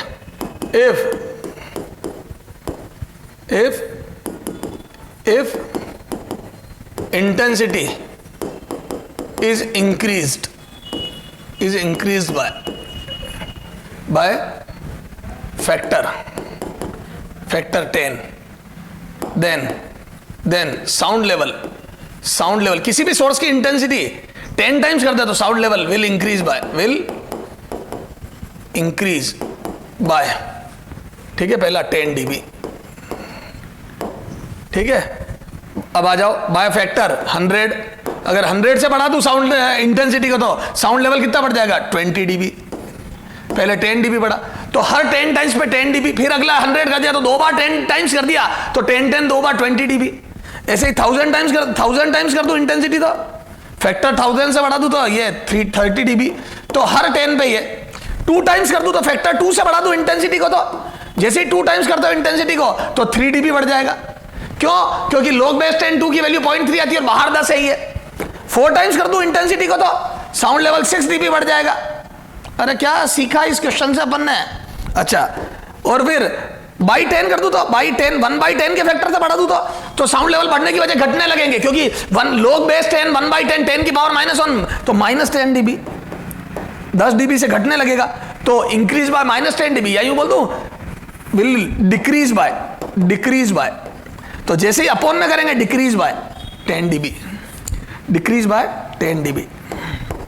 ठीक है, अगला I/100 कर दूं तो, है ना, फैक्टर I/100 तो विल डिक्रीज बाय, तो sound level will decrease by 20 dB। अब डिक्रीज होने लग गया। ऐसे ही I/2 कर दूं तो डिक्रीज बाय कितना, डिक्रीज बाय यही डिक्रीज बाय कितना 3 dB। I/4 कर दूं तो डिक्रीज बाय 6 dB। तो मैं बोल दूं अपॉन में इंटेंसिटी बाई 10 बाई 100 में तो डिक्रीज होने लगता है साउंड लेवल, इंटू 10 इंटू 100 में इंक्रीज होने लगता है। हर 10 के फैक्टर पे 10 dB इंक्रीज होता है, हर 2 के फैक्टर पे 3 dB इंक्रीज होता है, हर बाई 2 के फैक्टर पे 3 dB डिक्रीज होता है, हर बाई 10 के फैक्टर पे 10 dB डिक्रीज होता है। सर ओके, तो ये सारी बात समझ में आ गई। अब हम सर कोई भी क्वेश्चन हो कर लेंगे, कोई दिक्कत नहीं सर। ठीक है, अब देखो ये क्वेश्चन देखो, if yeah sound level at a distance r from r not from point source is 60 dB, then intensity at a distance 10 r naught from this source will be, अच्छा will be A option 80 dB, B 40 dB, C 50 dB, D 90 dB। ठीक sir, चलो आ जाओ करते हैं। क्या मैं बोल दूं अगर पॉइंट साउंड सोर्स है तो स्फीयर पे फैलेगी साउंड, तो ये बात हो रही थी R0 पे। ठीक है, यहां पे साउंड लेवल β1 बराबर दिया था कितना बेटा, 60 dB, β1 बराबर 60 dB, और यहां से 10 R0 पे यहां पे साउंड लेवल β2, तो क्या मैं बोल दूं यहां पे ए साउंड लेवल β2, तो एज वी नो β2 माइनस β1 बराबर कितना 10 log base 10 I2 by I1 होता है क्या? ठीक सर, और यहां पे इंटेंसिटी अगर इधर देख, यहां इंटेंसिटी कितनी होगी, इसकी पावर P है, तो यहां पे इंटेंसिटी I1 बराबर होगी P/4 पाई R0 स्क्वायर, क्योंकि स्फीयर पे फैलेगी है और स्फीयर का सरफेस एरिया 4 पाई R स्क्वायर होता है। यहां आते आते इंटेंसिटी I2 कितनी हो जाएगी बोलो, तो I2 हो जाएगी P सोर्स की पावर अपॉन ये 10R के रेडियस पे फैल रही है, तो यहां से बोल दूं मैं P/4 पाई 10R का स्क्वायर। ठीक है, तो मैं बोल दूं यहां से I2 कितना आ जाएगा बोलो, I2 बराबर P/100 times of 4 pi R square, और आपको पता होगा ये P/4 pi R square is I1, तो क्या मैं बोल दूं this intensity I2 will be I1 by 100, तो I2 will be I1 by 100, तो जो इंटेंसिटी यहां थी I1 पे उसका बाई 100 हो गई। सही बात है, अगर 10 गुना दूर चले जाओगे पॉइंट सोर्स से तो इंटेंसिटी बाई 100 हो जाएगी, तो यहां से मैं बोल दूं ये आ गया 10 log base 10, ये आ जाएगा I बाई 100, ए जो इंटेंसिटी पहले थी उससे 10 टाइम्स दूरी पर इंटेंसिटी बाई 100 हो गई। या मैं सीधा ही लिख दूं पॉइंट सोर्स के लिए I is inversely proportional to R square, समझा चुका हूं मैं तेरे को 50 बार। तो इंटेंसिटी R स्क्वायर के इनवर्सली प्रोपोर्शनल होती है, distance double intensity 1/4, distance 10 times intensity by 100। Sir समझ में आ गई, चलो आ जाओ। अब ये हटा रहा हूं, नोट कर लेना बेटा, तो ये β2 माइनस β1, तो यहां से β2 इज इक्वल टू β1 माइनस ये यहां से I से कट गया, यहां आ जाएगा 20 माइनस 20, क्यों? क्योंकि ये 10 की पावर -2 ऊपर होगा बाहर आके ये, तो क्या मैं बोल दूं साउंड लेवल 20 से डिक्रीज हो जाएगा, तो पहले साउंड लेवल कितना था इनिशियल 60 dB, तो मैं बोल दूं this would be 60 dB minus 20 dB and this is 40 dB। तो sound, new sound level will B 40 dB। तो नया साउंड लेवल 40 dB रह गया, जो पहले 60 dB हुआ करता था। सर बिल्कुल समझ में आ गई, ठीक है। अच्छा सर डायरेक्ट नहीं करा तो कैसे? आर नोट से 10 आर नोट डायरेक्ट देख, तो मैं बोल दूं 10 टाइम्स डिस्टेंस बढ़ गई, तो मैं बोल दूं इंटेंसिटी आई से आई बाई 100 हो जाएगी। और जैसे ही बाई 100 है तो हर 10 के डिवीजन पे 10 dB कम होती है, तो 100 पे 20 dB कम हो जाएगी। तो 20 dB कम कर दो तो आ गया 40 dB। सही है सर, ये था गेरी लिस्ट। सर सारी बात समझ में आ गई?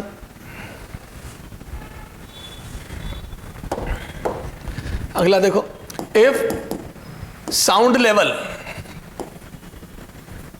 of a 50 student classroom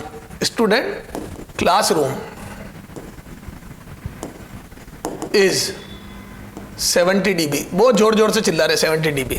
now 50 new students enter in class, enter in class,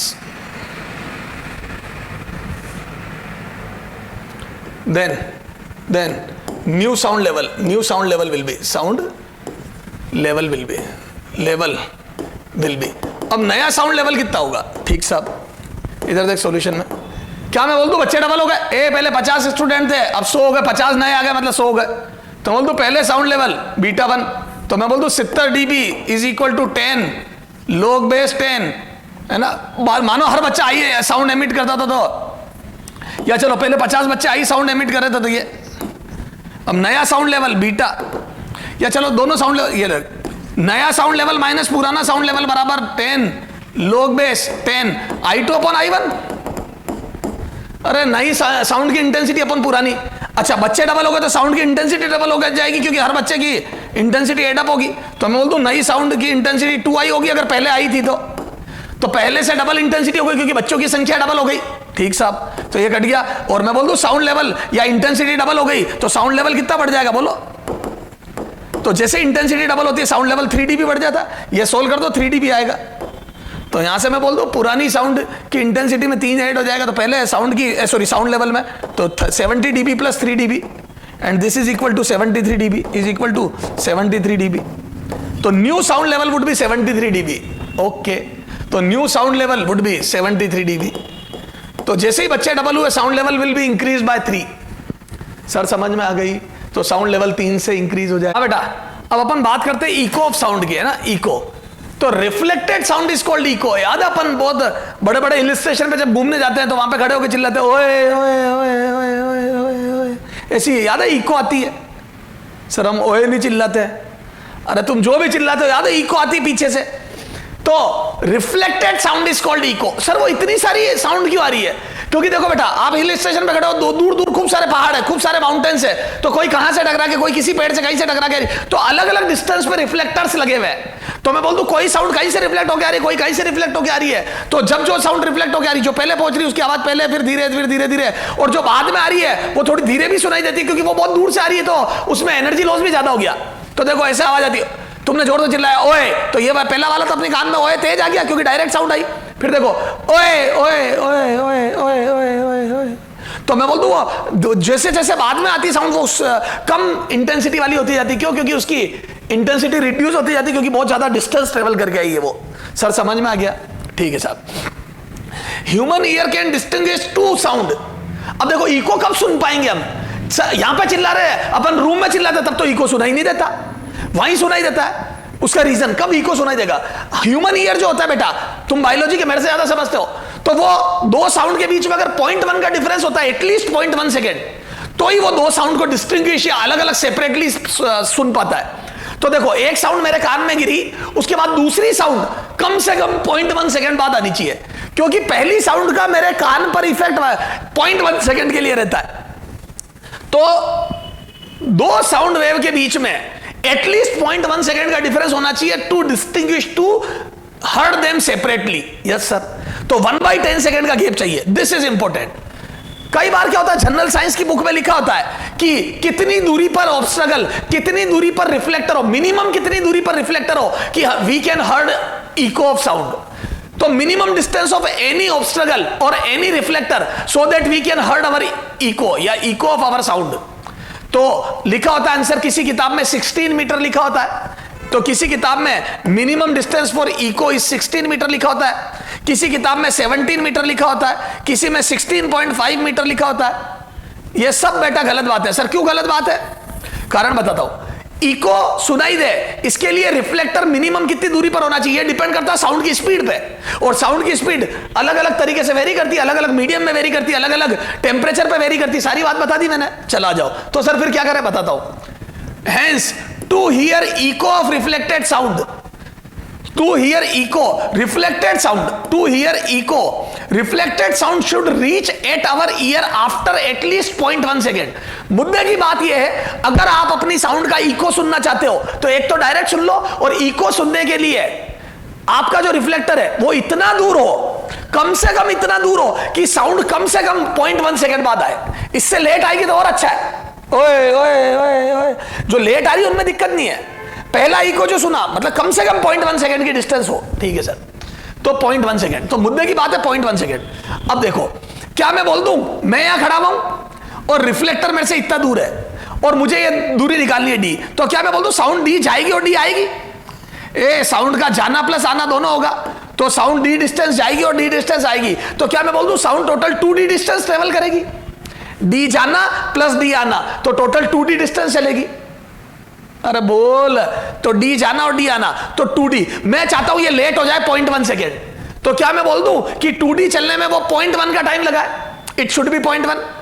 और साउंड की स्पीड अगर v है एयर में, तो मैं बोल दूं ये v स्पीड से जाके आना, तो v into T, speed of sound in air v into T should be 2D। अरे v से जाती हुई चीज हवा में घूम के आई है और यूनिफॉर्म वेलोसिटी, तो v into T is total distance. तो total distance travelled, total distance travelled by sound, travelled by sound is equal to v into T. अगर t टाइम में लौटी है तो v इंटू टी, v से भाग रही थी, t टाइम में तो ये 1D लगा दिया मोशन, v इंटू टी, और this v into T should be 2D, जाना और आना। ये तो ये आ गया, ये 9th क्लास में पढ़ा था आपने सोनार सिस्टम में, डी जाना और डी आना, तो 2D बराबर v into T. v speed से चल रही है और t टाइम तक हवा में रही साउंड, जाके आने में टोटल t टाइम लिया है, तो v इंटू टी चली और वो 2D है। तो मैं बोल दूं for d minimum, for minimum distance t should be 0.1 second. अरे बोलो, तो मिनिमम डिस्टेंस अगर चाहिए आपको तो मैं बोल दूं 0.1 सेकेंड में साउंड लौटी है, तो यहां से लिखो, तो v इंटू टी बराबर 2D। तो d मिनिमम के लिए t की वैल्यू 0.1 रख दी, देखो for d minimum t should be 0.1 के बाद लौट जाए, कम से कम इतनी दूरी हो, तो ठीक है साहब। तो 330, अच्छा अगर साउंड की स्पीड 330 आज देखो, ये इफ लगाया मैंने, if speed of sound is 330, तब कितना आएगा d मिनिमम? ध्यान रखना, कोई ना तो 16 ना 17 ना 16.5, तो साउंड की स्पीड अगर 330 है, ये मैंने अगर लगाया है, अगर 330 है तो 330 इंटू 0.1, 330 से चलती हुई साउंड 0.1 के बाद आई, तो 330 इंटू 0.1, क्या मैं बोल दूं 33 मीटर चल गई? 330 इंटू 0.1 33 मीटर चल गई, वो 2D के बराबर होगा, उसमें जाना और आना दोनों आ गया, तो d का 2 का डिवाइड करा, तो मैं बोल दूं d मिनिमम इज 16.5 मीटर, तो ये d मिनिमम हो गया 16.5 मीटर। तो क्या मैं बोल दूं हमारी साउंड 16.5 गई और 16.5 आई है, तो ऑब्स्ट्रकल कम से कम 16.5 मीटर दूर होना चाहिए, तो this reflector should be at least 16.5 metre दूर। ओके सर, तो इको सुनने के लिए रिफ्लेक्टर 16.5 मीटर दूर होना चाहिए अगर साउंड की स्पीड 330 है। तो अगर 320 है, आज ठंड पड़ रही है और टेम्परेचर का में 320 है, तो मैं बोल दूं यहां 320 रख दूंगा, तो यहां 320 इंटू 0.1 32 डिवाइड बाई 2 16 मीटर आ जाएगा, तो 16 मीटर वाली बुक राइट हो जाएगी। आज 340 है, गर्मी के दिन है, जबरदस्त गर्मी, 340 है, तो 340 है तो यहाँ पे 34, तो 17 मीटर आ जाएगा। तो कई किताबों में 17 लिखा होता है जिन्होंने 340 ले लिया, कई ने 16 लिखा होता है जिन्होंने 320 ले लिया, और अपन ने 330 लिया है तो 16.5 लिखा है, ठीक है। तो ये वेरी करती है distance according to speed of sound. तो 16-17 मीटर की दूरी पे ऑब्स्ट्रकल होना चाहिए, तो रिफ्लेक्टर की डिस्टेंस 16-17 मीटर होनी चाहिए to heard echo. Okay sir, समझ में आया? थोड़ा थोड़ा आ जा। हाँ, अब देखो बिल्कुल इजी टू टफ क्वेश्चन करा रहा हूं मैं तेरे को, ठीक है। एक इंसान है तो है ना, दिस डिस्टेंस इज, या चलो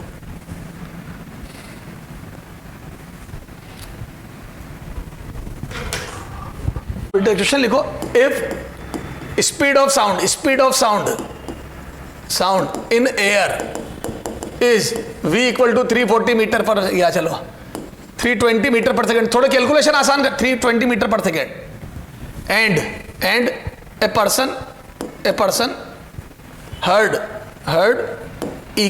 heard echo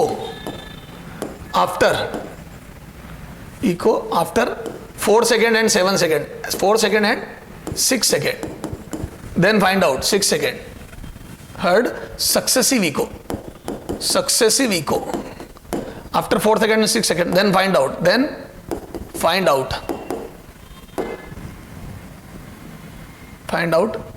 separation between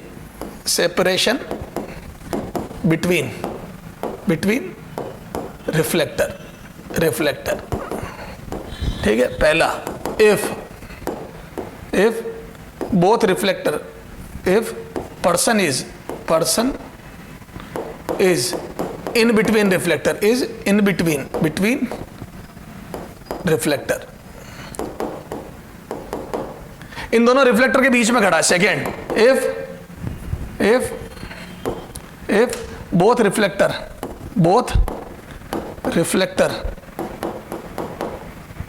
are in same side of person, same side from person,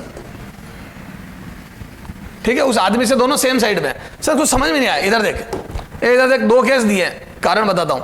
जैसे एक रिफ्लेक्टर इधर है और एक रिफ्लेक्टर इधर है और आदमी बीच में खड़ा है, तो अलग आंसर आएगा। इधर देख, वो इसके पास खड़ा है, तो यहां से तो 4 सेकंड में साउंड आ जाएगी, और इधर से 6 सेकंड में आएगी, तो इधर से 6 में आएगी, इधर से 4 में आएगी। ये डिस्टेंस d1 ले ली मैंने, और this distance is d2। Clear है क्या? तो एक तरफ से 4 में आएगी, एक तरफ से 7 में, तो पहला केस तो ये बनेगा। सेकंड केस क्या बनेगा बेटा?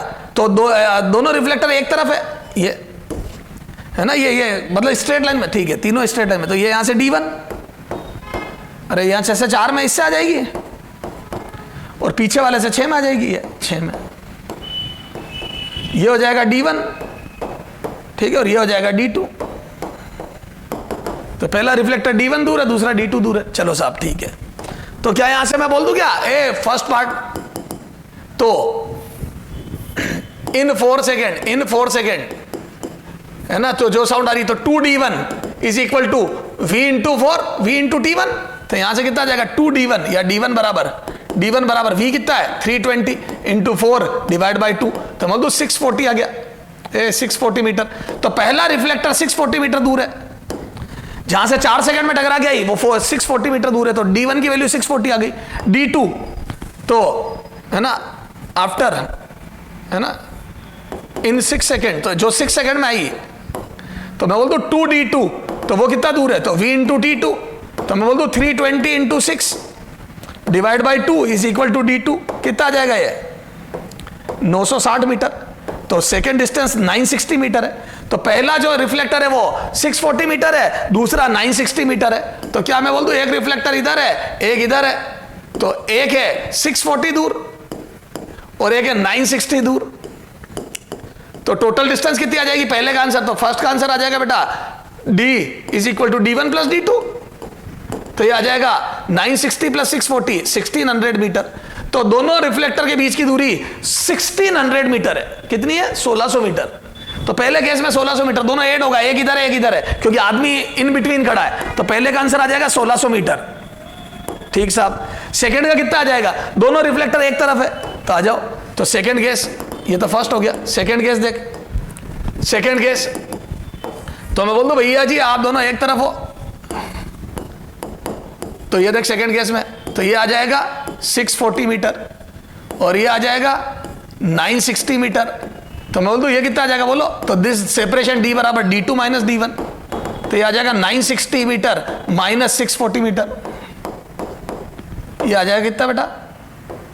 320 मीटर, ये 320 मीटर, ये d। तो दोनों वॉल के बीच का सेपरेशन 320 मीटर आ जाएगा। तो दोनों वॉल अगर एक तरफ है तो सेपरेशन 320 मीटर, और दोनों वॉल अपोजिट साइड है तो टोटल कितना है? तो 1600 मीटर। ठीक है सर, तो ये क्वेश्चन पूछा हुआ क्वेश्चन है, हम कर लेंगे सर। तो दो सक्सेसिव इको, ठीक सर। समझ में आ गई, उसके बीच में कोई इको नहीं था, इसलिए ये हो गया। ठीक है, चलो आ जाओ। ए पर्सन या ए मैन, चलो ठीक है, a person moving with speed 60 metre पर सेकेंड, 60 मीटर पर second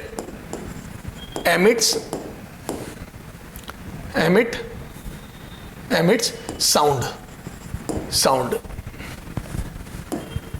at a distance d from fixed reflector, at a distance d from reflector and heard its echo after 3 seconds या 4 seconds. Then find out D. If speed of sound in air is 340 metre पर second. ठीक है, आज हवा में sound की speed 340 metre पर second है। बेहतरीन क्वेश्चन है बेटा, आजा। तो ये रहा भैया आपका आदमी, ये रहा भैया आपका रिफ्लेक्टर। ठीक साहब, आदमी भाग रहा कितने से बेटा? 60 मीटर पर सेकेंड से। ठीक सर, 60 मीटर पर सेकेंड से, और दिस डिस्टेंस इज कितना है? D। 4 सेकंड बाद इको सुनता है, तो क्या मैं बोल दूं 4 सेकंड बाद आदमी यहां पहुंच गया? देख, ए आफ्टर 4 सेकंड, 8 सेकंड या आफ्टर 4 सेकंड। ठीक है, तो क्या मैं बोल दूं क्या भैया ये साउंड गई यहां से टकरा गई आई, तो साउंड चली इतना, साउंड चली इतना जाके आना, और आदमी चला इतना। ये देख, आदमी चला इतना, ये distance travelled by the man, and this is distance traveled by the sound, this curved path, ये distance by sound। तो ये curved distance, ये चला sound और ये चला man, ये उतना चला साउंड और इतना चला आदमी। क्या मैं बोल दूं ये दोनों मिला के 2D होगा? क्या देख, दीवार से आदमी की जो दूरी थी उसका डबल होगा। देखो बेटा, अकेली साउंड तो 2D से कम चली है। अभी तक तो अपन खड़े खड़े चिल्लाते थे तो डी जाना डी आना, इस बार साउंड 2D से कम चली, क्योंकि साउंड जगह ही ज्यादा है, आई कम है, आई डी थोड़ी है, आदमी आगे चला गया ना, तो साउंड गई तो डी है, आई थोड़ा कम। अरे बोलो ठीक है सर, तो क्या मैं बोल दूं? चलो दो तरीके से करते अपन, आ जाए इधर। तो पहला सॉल्यूशन है ना, सॉल्यूशन फर्स्ट, क्या मैं बोल दूं 2D is equal to distance traveled by sound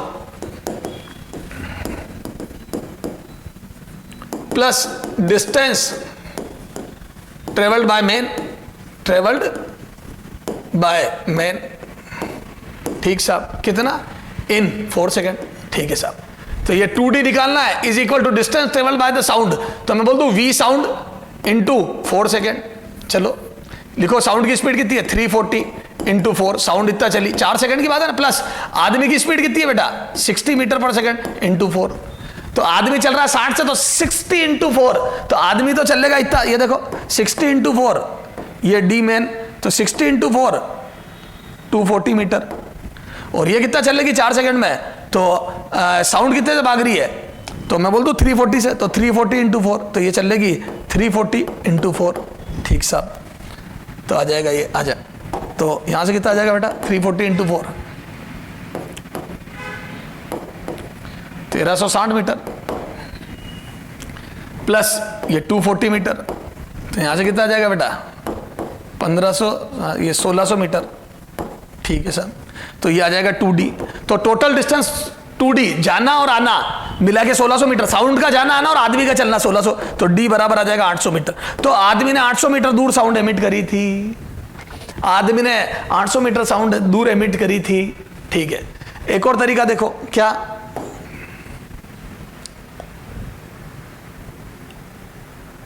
हाँ, तो क्या मैं बोल दूं साउंड कितनी चली? D जाना और D -240 आना। आदमी 240 आगे सरक गया ना, तो साउंड डी गई और डी माइनस 240 आई, तो बोल दो साउंड 2D माइनस 240 चली। एक ही बात है, कैसे कर लो। सर समझ में आ गया। तो ये इको पे बेस्ड क्वेश्चन है बेटा, और इसके आगे बात करते